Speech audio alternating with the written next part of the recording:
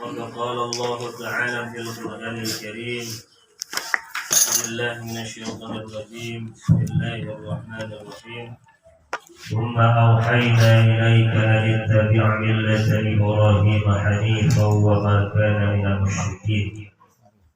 وقال رسول الله صلى الله عليه وسلم: الغلام مرتكب بعقيقته يذبح عنه يوم السابع يحلق رأسه ويسمى. صدق الله العلي العظيم وبلغ رسوله النبي الحبيب الكريم والحمد لله رب العالمين. Alhamdulillah, tadi telah sama-sama kita berzikir dan juga membaca sholawat, yaitu sekaligus membaca Rawi Al-Barzanji yang insyaallah mudah-mudahan keberkahannya ditujukan terkhusus untuk Ananda Adam Ismat Mirzi bin Slamet. Semoga akikahnya yang dilaksanakan dan dipersembahkan oleh kedua orang tuanya semoga dikabul oleh Allah Subhanahu wa Ta'ala. Dan khitannya semoga menjadi sebab ini anak menjadi anak yang soleh. Amin. Karena kedua-duanya bagian daripada sunnah Rasulullah Sallallahu Alaihi Wasallam. Akikah sunnah, khitan hukum asalnya juga sunnah. Jadi akikah itu sunnatun muakkadatun, sunnah yang sangat ditekankan oleh junjungan kita baginda Nabi Muhammad Sallallahu Alaihi Wasallam. Maka hendaklah berupaya selaku orang tua itu mengakikahkan anak, karena akikah itu disebutkan sebagai al-wasilatu lillah fi hifdzil maulud wa ri'ayatihi. Akikah itu salah satu daripada wasilah, berwasilah kepada Allah melalui perantara akikah yang dipersembahkan kedua orang tuanya, supaya keberkahannya Allah Subhanahu wa Ta'ala menjaga anaknya zahir dan batin. Jadi akikah itu adalah selain daripada bentuk rasa syukur kepada Allah, itu juga menjadi salah satu wasilah agar Allah menjaga anak yang diakikahinya itu zahir dan batin. Begitupun kewajiban orang tua selanjutnya, yaitu khitan, dan khitan ini juga bagian daripada sunnah Rasulullah Sallallahu Alaihi Wasallam. Namun kalau kita melihat daripada keterangan para ulama di dalam mazhab Syafi'i, khitan itu hukumnya wajib. Kenapa wajib? Karena ada salah satu kaidah, ada kaidah usul fikih, ma la yatimul wajib illa bihi fahuwa wajib. Ma la yatimul wajib illa bihi fahuwa wajib. Bahwa satu kewajiban ya tidak sempurna, ya sesuatu yang dimana kewajiban tidak sempurna kecuali dengan sesuatu tersebut, maka sesuatu itu hukumnya menjadi wajib. Khitan itu salah satu jalan, salah satu sebab agar anak kita itu menjadi orang yang bisa bersuci dari hadas, bersuci dari najis. Sebab kenapa? Anak yang belum dikhitan itu menurut penelitian para medis kemungkinan besar dan bisa dipastikan dia masih membawa najis. Masih membawa najis. Di mana? Itu di kemaluannya. Ya, karena masih tertutupi oleh kulit yang menutupi kepala zakar. Nah, kalau dia itu buang air kecil di situ masih tersisa itu. Walaupun sudah istinja, maka air kencingnya itu masih tersisa di dalam kulitnya itu. Maka kadang-kadang anak kecil kalau kita buka itu kemaluannya yang belum dikhitan, kadang-kadang suka ada putih-putihnya, tapi najis. Maka banyak di sini hukum-hukum para ulama, kaul-kaul para ulama yang menyebutkan bahwa anak yang belum dikhitan sama saja masih membawa najis. Anak yang belum dikhitan, ya. Maka orang tua dulu ini benar-benar sangat apik banget. Lo jangan lo ke masjid, belum disunat, begitu.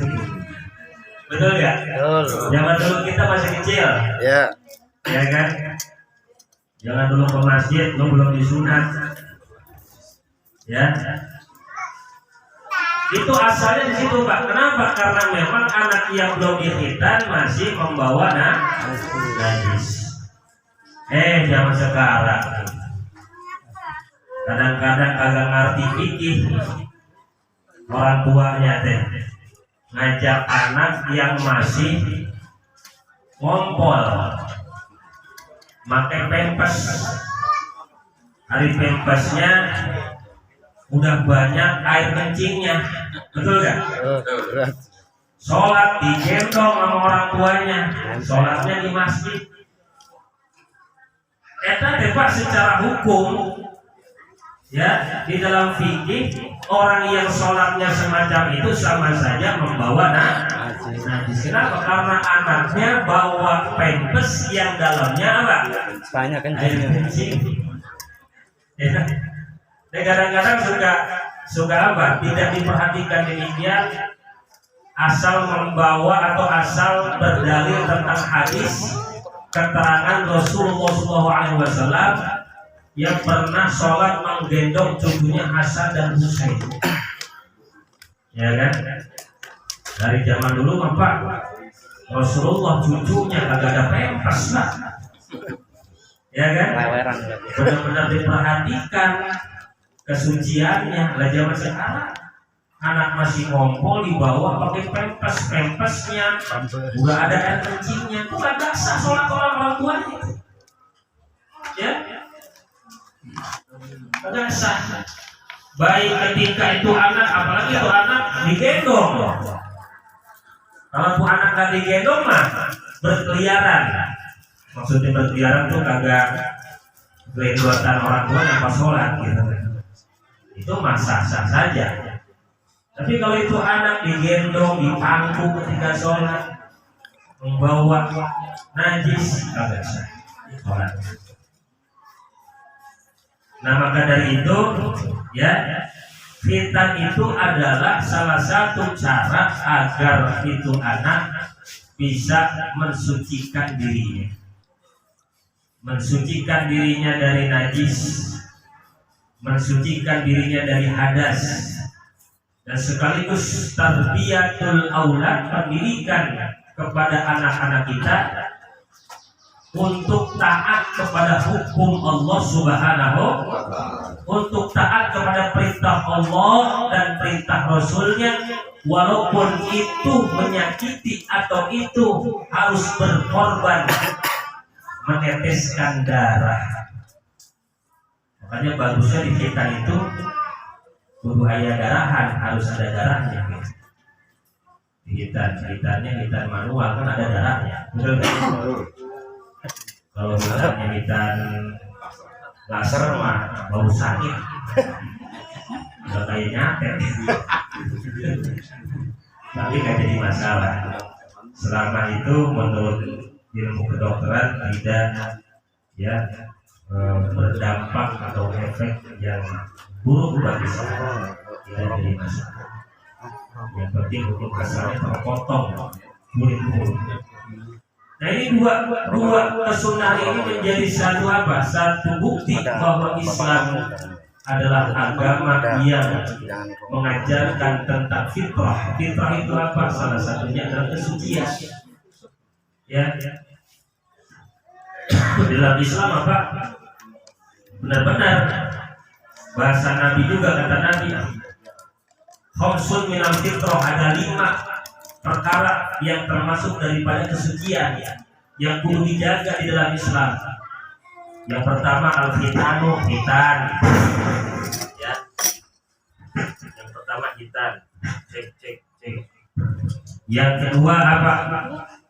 Ya, waqasus syarib. Waqasus syarib.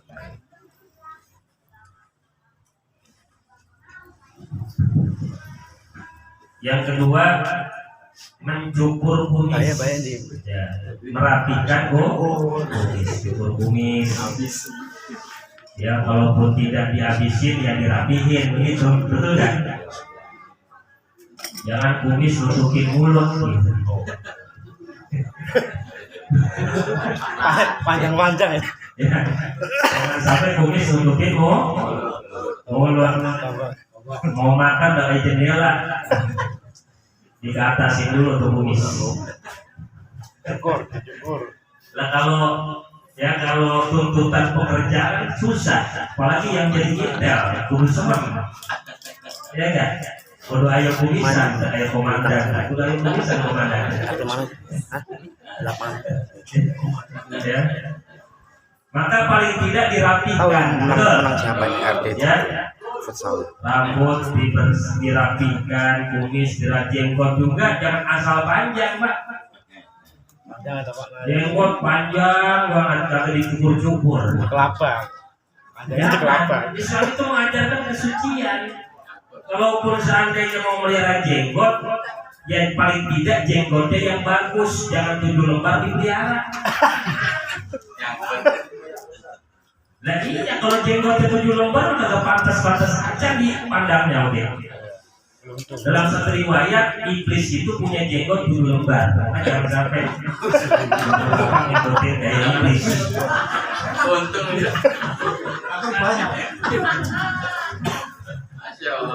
Nah, jangan disangka iblis punya jenggot, Pak. Nanti cuma 7 lembar. Kalau enggak ya 30. Makanya kalau yang jenggotnya bagus, ada lebat, nggak apa-apa pelihara, rapihin, betul nggak? Jangan berantakan, nggak kayak sarang tawon. Kalau gitu. Kalau cuma 3 lembar, 4 lembar, cukur aja, Pak. Cukur Ya, supaya rapi, betul. Ya. Apalagi yang sunnah dicukur itu adalah yaitu wataqlimul azfar, memotong kuku. Ini Islam ngajarin tuh. Tujuannya untuk apa? Supaya ketika kita bersuci ini nggak repot. Di dalam keterangan fikih kan begitu, Pak. Kalau kita wudhu itu ya daleman daripada kuku yang ada di dalam kuku ini harus terkena air karena kuku itu bagian daripada kulit. Ya, kotoran-kotoran yang menempel di kuku, di dalam kuku ini harus dibersihkan. Kenapa? Karena bisa jadi itu salah satu sebab yang menghalangi air masuk ke dalam kuku. Maka nggak sah kalau wudhunya kalau begitu. Begitupun ketika mandi junub, mandi besar, udah dibersihin. Ya Allah, ini kukunya panjang, kerjanya bengkel, hitam semua kuku. Lah wudhu repot, Pak, kalau begitu, betul nggak? Lah mending, Pak, kalau kuku panjang Ya kan kerjaannya cuma nyiapin tahlil, rada bersih. Betul kan? Ada buku panjang, nyangkul, bengkel, betul kan? Lagi hitam semua buku, repot begitu. Sedangkan salah satu pertanyaan nanti Pak di dalam kitab At-Tadhkir saya baca itu. Sebelum kita melewati sirat nanti di akhirat, itu kita akan ditanya melewati sekitar 7 jembatan nanti. Di padang mahsyar itu melewati 7 jembatan. Jembatan yang ke-6, saya nggak sebutkan semuanya. Itu pertanyaan aja, pertanyaan yang akan ditanya itu tentang apa? Kesucian, tentang wudhu, tentang mandi junub, bisa apa kagak? Ya, wudhunya benar apa kagak? Mandi junubnya benar apa kagak? Jangan asal mandi, betul nggak? Ini mah, ya kan, numpakin bini, senang naik mandi junub kagak bisa. Bisa. Bagaimana ceritanya? Kacau. Betul. Kita ngomongnya rada nggak apa-apa lah, pokoknya bahasanya rada-rada supaya rada ngerti gitu. Pakai bahasa-bahasa kiasan ribet, betul nggak? Kalian aja udah numpakin bini. Walaupun sebagian di sini golongan perjuangan hidup, diperjuangkan baru hidup. Tapi kalau yang di sini masih muda nih, udah kayak Habib nih, masih muda nih, beliau kayaknya pandangan hidup, baru mandang udah hidup. Alhamdulillah. Begitu Pak. Apalagi di antara daripada fitrah kesucian di dalam Islam itu, yaitu mencabut bulu ketek. Nyabut bulu. Nah sunnahnya ketek mah Pak bukan dicukur, dicabut. Sakit.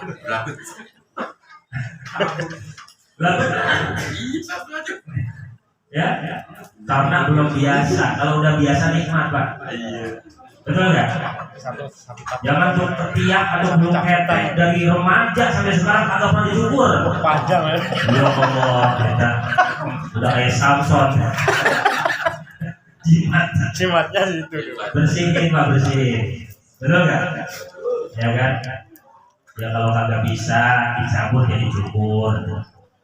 Ya. Tuh begitu. Termasuk salah satu bagian dari fitrah itu apa? Yaitu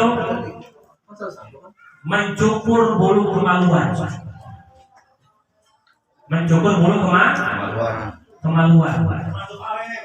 Hah? Termasuk perempuan. Nah, menurut kaum ulama, cuman ini ya kaum ulama yang sedikit sekali lah, nggak banyak ya. Juga nggak, ya ibaratnya mau diturutin mangga, nggak diturutin juga mangga. Kalau perempuan wajib sunahnya dicabut bukan dicukur.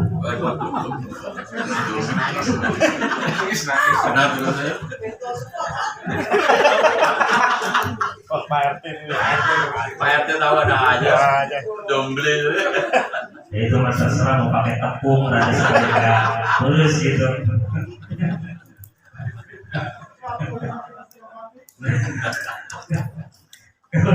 Kalau yang laki-laki sunahnya dicukur. Tujuannya itu supaya apa? Ya perempuan agak sedikit bisa mengendalikan ya hipernya. Nah, kadang-kadang kan ada perempuan yang hiperseks itu. Nah, salah satu caranya itu tadi mencabut bulu. Ya kan? Tapi bapak-bapak jangan ini lagi tidur mencabut baik. Bisa itu namanya. Jangan dibayangin lawan. Nah itu sunnah Pak. Dicukur sunnah tuh. Ya. Dicukur. Walaupun tidak sampai habis, yang penting dirapikan. Ya. Ya Allah, jangan sampai udah kayak sarang apa itu. Sensor lah ya. Sensor. Enggak pernah dicukur-cukur aja. Dikucir tat. Malah di Amerika Bapak saya pernah lihat di YouTube ada yang namanya apa? Servis bulu kemaluan dikepang segala. Itu kan kebangetan itu. Lah, maka itu bukti ajaran Islam adalah ajaran fitrah. Di dalam Islam disuruh dicukur, betul nggak? Bukan dikepang. Kalau keluar main lah. Kayak rambut. Nah, jadi ini Pak, bukti bahwa Islam adalah ajaran yang benar-benar sesuai dengan fitrah manusia, termasuk khitan. Bahkan dunia barat, Pak, orang-orang barat, orang-orang Amerika itu sudah menghukumkan khitan itu menjadi wajib bagi seluruh anak-anak yang baru lahir. Kenapa? Karena memang menurut penelitian mereka, ternyata khitan, orang yang dihitan itu akan terhindar dari yang namanya penyakit kelamin, ya, seperti kanker kelamin, naudzubillah. Dan orang yang dihitan itu akan selamat, ya. Kenapa? Karena dilihat dari sisi kebersihan. Sekali lagi mudah-mudahan apa yang disampaikan mau panjang lebar juga dan mau maghrib, betul kan? Walaupun tidak banyak, sedikit, mudah-mudahan ada manfaatnya. Amin. Semoga kita termasuk golongan orang-orang yang senantiasa bisa menjaga kesucian, baik kesucian zahir maupun kesucian batin. Dan semoga Anda ada kisah Rizik ini menjadi anak yang soleh. Amin. Allahumma sholli wa sallim wa barik ala sayyidina wa habibina wa syafiina wa karimina maulana Muhammad. Radhiyallahu tabaraka wa ta'ala kulli salatina sabbi rasulillahi ajma'in. Alhamdulillahi rabbil alamin hamdan wa fil amal wa yukafi mazidah. Ya rabbana lakal hamdu kama yanbaghi li jalali wajhikal karim wa li 'azimi sultanik. اللهم صل على سيدنا محمد وعلى ال سيدنا محمد. اللهم اغفر لنا ذنوبنا ولوالدينا وارحمهم كما ربونا صغارا.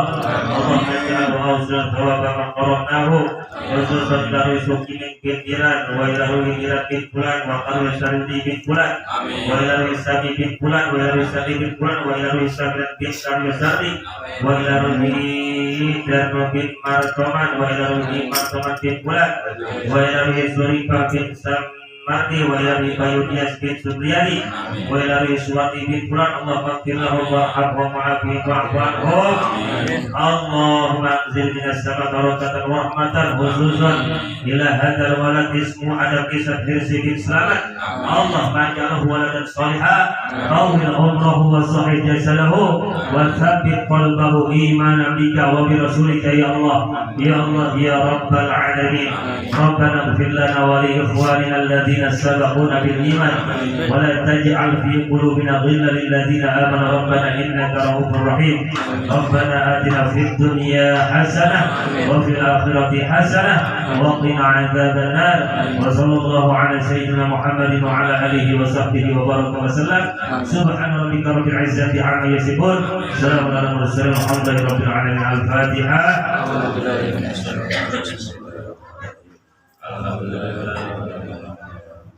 Iya, kenapa?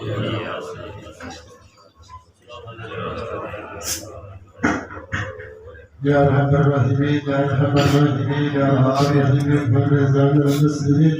اللهم بحق الفاتحه وبشر الفاتحه وانت المعجزات الفاتحه يا بارد الرحمن يا سبحانك يا ارحم يا سبحانك وتحياتك يا سلام والحمد لله رب العالمين. Alhamdulillah.